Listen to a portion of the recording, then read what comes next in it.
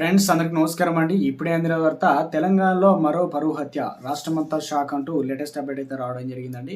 So అందుకు సంబంధించినటువంటి complete information అనేది వీడియోలో తెలుసుకుందాం. వీడియోని పూర్తిగా చూడండి, అప్పుడే అర్థమవుతుందండి. మొదటిసారి కనుక ఛానల్ వస్తే తప్పకుండా సబ్స్క్రైబ్ చేసుకొని bell button all notification activate చేసుకోండి. అదేవిధంగా లైక్ చేయడం మర్చిపోతున్నారండి, దయచేసి లైక్ చేయండి. వీడియోను లైక్ చేసినట్లయితే సమాచారం మరింత మందికి చేరుతుంది. ఇక లేట్ చేయకుండా వీడియోలోకి అయితే వెళ్ళిపోదామండి. తెలంగాణలోని రంగారెడ్డిలో మరో పరువు హత్య ఘటన చోటు చేసుకుందనమాట. వివరాలకు కనుక వెళ్తే రంగారెడ్డికి చెందినటువంటి మహిళా కానిస్టేబుల్ నాగమణి హయత్ నగర్ పోలీస్ స్టేషన్లో విధులు నిర్వహిస్తుంది. కుటుంబ సభ్యులకు ఇష్టం లేకుండా నెల రోజుల కిందట నాగమణి కులాంతర వివాహం చేసుకుంది.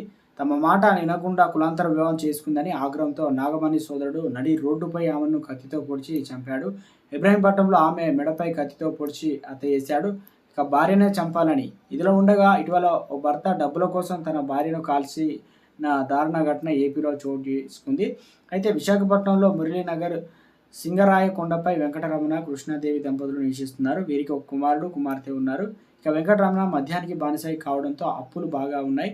అదే సమయంలో భార్య బంగారాన్ని సైతం తాకట్టు పెట్టాడు. దీనికి కారణం తరచుగా భార్యాభర్తల మధ్య గొడవలు జరుగుతున్నాయి. ఇక నవంబర్ 23న కూతురి పుట్టినరోజున నాటికి బంగారం విడిపించి తీసుకురావాలని భార్య తల్లిదండ్రులు అయితే పట్టిపట్టారు.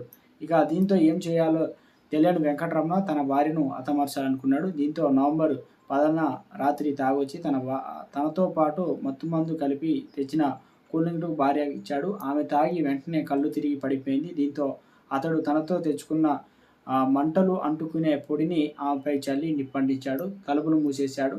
ఇక కళ్ళ ముందే భార్య కాలిపోతున్న తలుపులు తీయలేదు.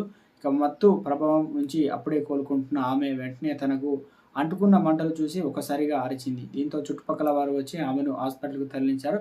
ప్రస్తుతం ఆమె పరిస్థితి బాగానే ఉండడంతో జరిగిన విషయాన్ని చెప్పడంతో పోలీసులు రంగంలోకి దిగి వెంకటరమణ పైన హత్యాయత్నం కేసు అయితే నమోదు చేశారు.